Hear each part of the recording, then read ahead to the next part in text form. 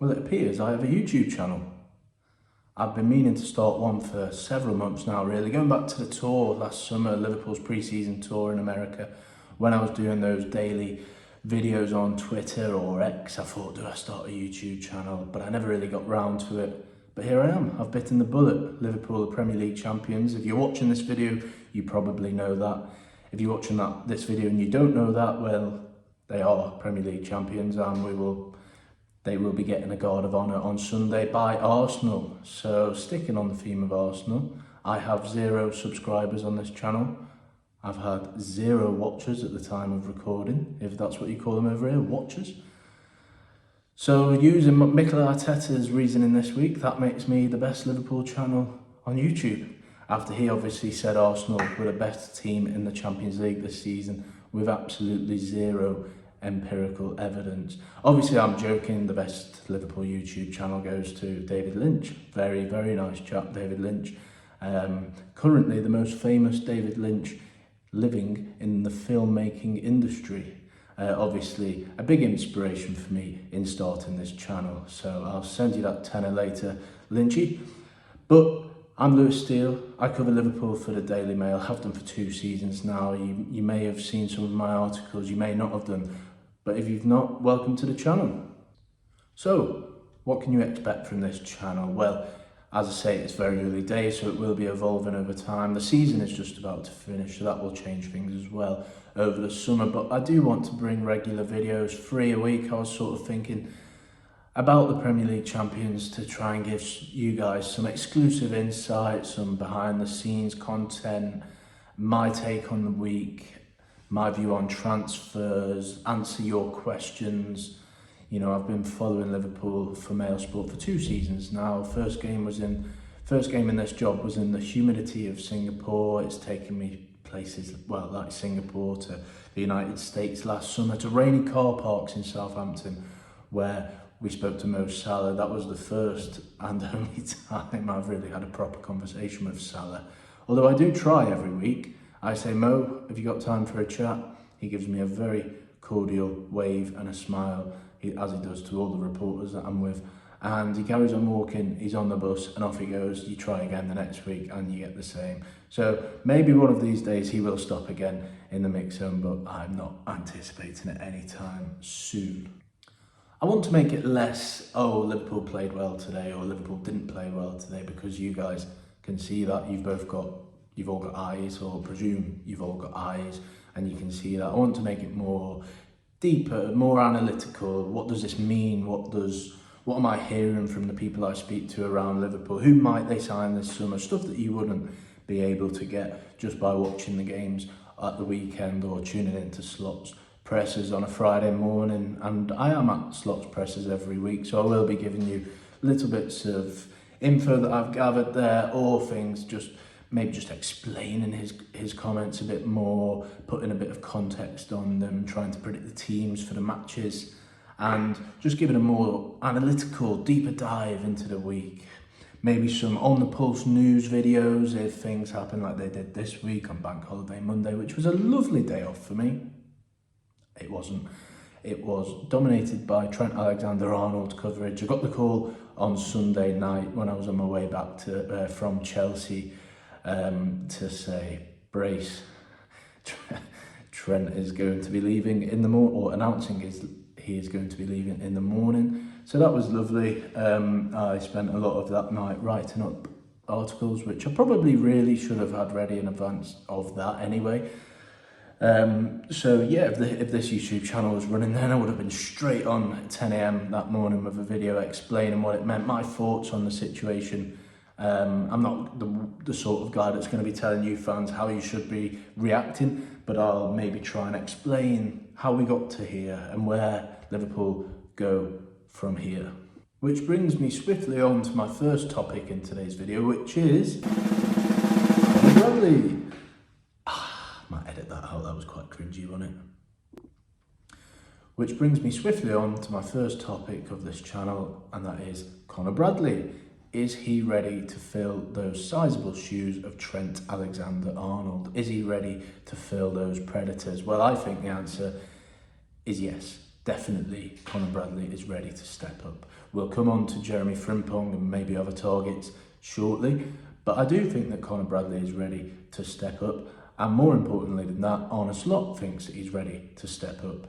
We were speaking to Arne Slot today about Bradley, and he was very complimentary about him. Obviously he would be, but I've been at every one of Slot's press conferences this season, and it takes quite a lot for him to individually single out a play. You know, sometimes, especially at the start, you'd ask him, what are your thoughts on player X? And he'd say, well, it's not about him, it's about the team, it's about the whole unit. Whereas he was very complimentary about Bradley today. I won't read out his exact quotes because I think some of them are in the embargo section. I'm not sure when I'm going to be putting this video out. But I love Conor Bradley. I think he's brilliant to watch. The way he runs up that right flank, it's an absolute joy to watch. Obviously, the highlights are the goal against Chelsea last season, or, well, the crunching tackle against Kylian Mbappe and Real Madrid of all teams. I can almost still hear the roar that came from the Kop when he made that tackle back in November or December time, whenever it was. And I just think he's brilliant. There is obviously the concern about his fitness, and I do understand that, and I've written about that in the past. But what I think is, if he's playing regularly, if he's getting start after start after start, he'll have a natural base level of fitness that will, just improve and increase as the season goes on. As I say, I'll come on in a minute to whether I think Liverpool need to go into the market this summer for a right back. But I absolutely think that Conor Bradley is the man to take that to make that right back spot his own. And I always remember, actually, I spoke to one of his very first coaches, Joe Mackery, who is a bit of a veteran on the Northern Ireland youth circuit, and spoke to him probably about a year ago. He's in his 70s, this gentleman is, and I sort of said to him, like, what were your first experiences of Conor Bradley? And it was actually a youth referee who rang him up once and said, listen, there's this kid, you need to come and watch him playing about a 2-hour drive from where this chap lives on quite a windy country road. And Joe Mackery said, I'm not going to do that. I'm not going back and forth there to scout him. I think he was about 10 at the time. There's no chance I'm making that journey. Anyway, fast forward about a year, another gent rang him up and said, there's this lad that you need to come and see. He's 2 foot smaller than everyone else on the pitch. He's 3 years younger than everyone else on the pitch, but he's absolutely brilliant. Now, Conor was actually playing as a striker back then, which might explain his, the way that he runs at players, his finishing style. I've watched him in warm-ups and he's always putting them in the back of the net. And anyway, this guy went up to see Conor play, and he was just blown away. I'm trying to find the quotes here. He basically said, from the first day I met him, he pulled his parents aside in the cafe. He said, from the first day I met him in the cafe, he looked me in the eye and smiled. It just felt different, he said.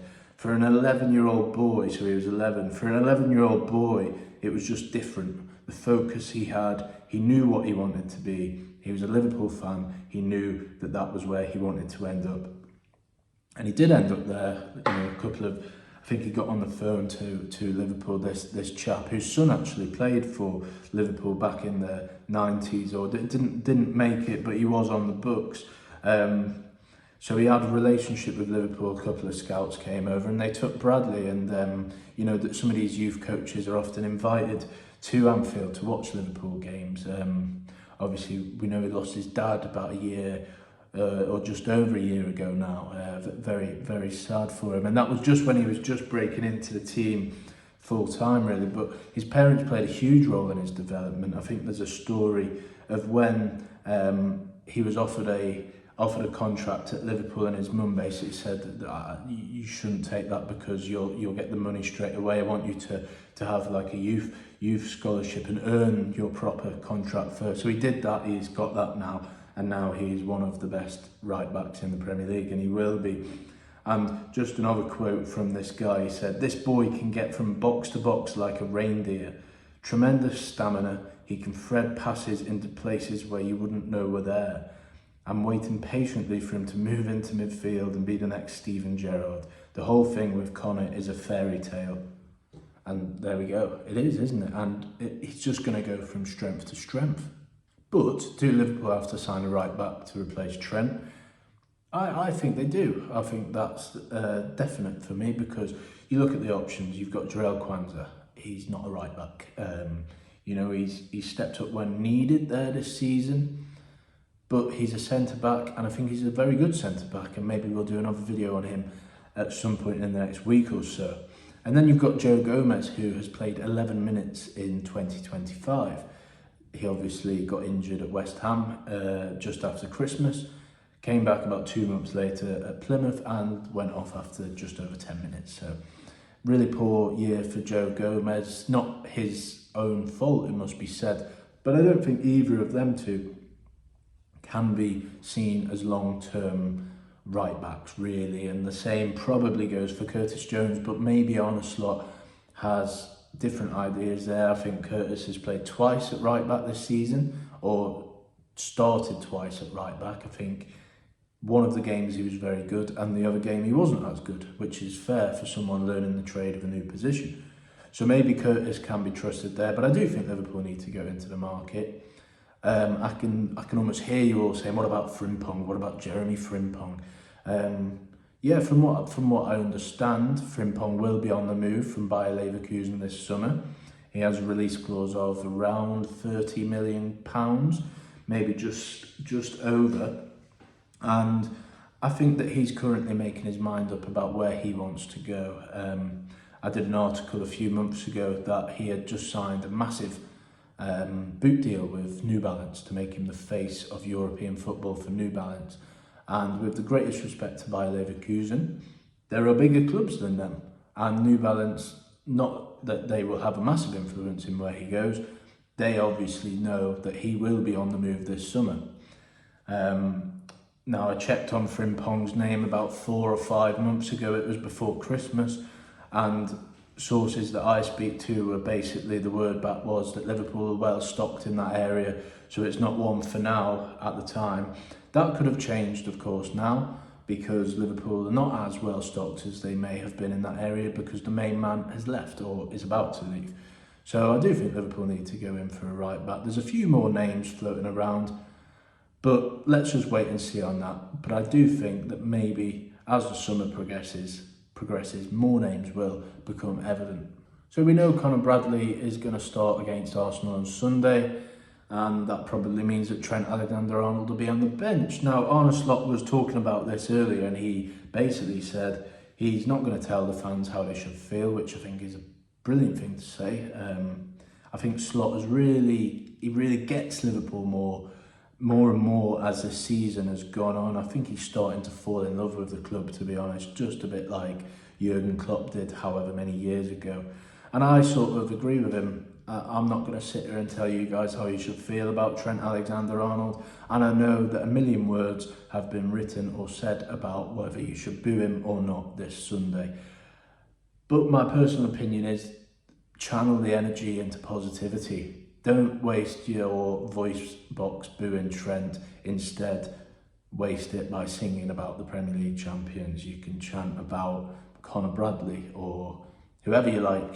As one of my favourite moments of this season actually was probably at the end of that game a couple of weeks ago when the league was wrapped up against Tottenham, and the cop went through every player and they were all pushed in front of the cop, and they went from Alexis McAllister to Luis Diaz, and they really do have great songs about everyone, which is not something you can say about every team. One thing I did think when I was at Stamford Bridge last week was how awful are their fans.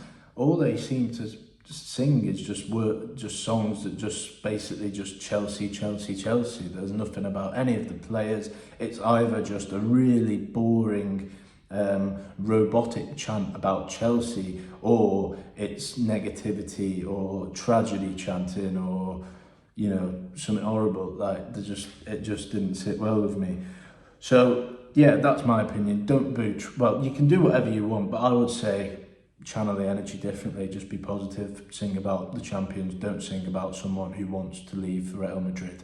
So the last topic for this video, I wanted to discuss something that I've been thinking about for a few weeks or maybe even months now, and I'm sure that Liverpool hierarchy have been thinking about it for a few weeks or months as well. And that is basically, forget Trent Alexander-Arnold and forget the tens of names that are linked to Liverpool, potential signings. Who are they going to sign? Is it going to be Milos Kerkez? Is it going to be Dean Huijsen? Obviously, it will be a big summer, but I think the most important piece of business Liverpool must do this summer, or in the next 6 months or so, is give Arne Slot a new deal. Honestly, I think he's brilliant, and I think he deserves to have the keys to this club for a few years to come. I wrote an article about this earlier this week. I can put a link somewhere. It's on my Twitter profile. You'll be able to find it. But I just think, you think back, Liverpool almost have history in this sort of deal. You know, when Salah had that amazing first season, within a few months his original contract was being ripped up, his money was being doubled, and he was getting a longer term deal to keep the likes of Real Madrid and Barca and Bayern and whoever away from him, really. And when Slot came in October, was it 2015, by the January of 2016, his agent Mark Kosick was in negotiations with Mike Gordon over a new deal, because Liverpool were absolutely blown away with how good he was. And that is the case now. From what I gather, everyone in the building has been absolutely blown away by Arne Slot, his meticulous methods, his way of working, the way he's improving players. Just look at the likes of how Ryan Gravenberch, Ibrahima Konate, Dominic Szoboszlai, even, well, pretty much everyone, to be honest, have improved this season. Pretty much 90% or 80 to 90% of the squad has improved this season, I would say. And that the same goes for Virgil van Dijk, who's added a new dimension to his game, I would argue. And just the likability of him, he's so likeable. I think he gets on with everyone in the building. His coaching staff do as well, from what I'm told. And I just think that he deserves a new deal, because, you know, he signed a 3-year deal this time last year. But by the time the new season rolls around, that's only a 2-year deal. By the time this time next year rolls around, that's only a 1-year deal. And you never know what clubs might be sniffing around him. Could, you know, what if it doesn't work out for Xabi Alonso at Real Madrid? What if Hansi Flick bombs it at Barca next season? Or, you know, there'll be other clubs that want a manager, is what I'm saying. And I just think Liverpool need to tie him down. Obviously, the downside is his family is still in Holland at the moment. That's mainly driven by the fact his 2 kids are doing school exams, during that vital part of their education. But I think Slot, as I said earlier, I think he is slowly falling in love with Liverpool. And I think he's the most important person in the building. I think Liverpool thinks so as well. There's that story that's done the rounds a bit of when Julian Ward, who's obviously now back at the club or back at FSG, went over to Feyenoord about 18 months ago to, you know, just look at how they work, which obviously, looking back now in hindsight, was not that was not what he was there for. He was there to sniff around Slot, get some first-hand accounts of how he works, and just start that due diligence process about how good Arne Slot is. So I do think he's the most important person in the building for Liverpool. I think he's the man to lead them forward. Do they win another Premier League title next season? That remains to be seen. Obviously, City will be back better. Arsenal should get stronger if they sign a number 9, although I do have thoughts on Mikel Arteta that I will keep to myself for now. And yeah, it won't be as easy next season, but I think if you look at the managers around the world, who would you rather have right now to lead Liverpool forward? I know the answer is, well, I can't think of anyone. So give him the keys to Liverpool.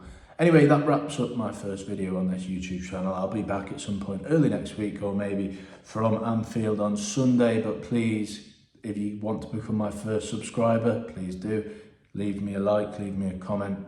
If there's any questions you want asking, just let me know and I will do that. But until next time, have a good weekend.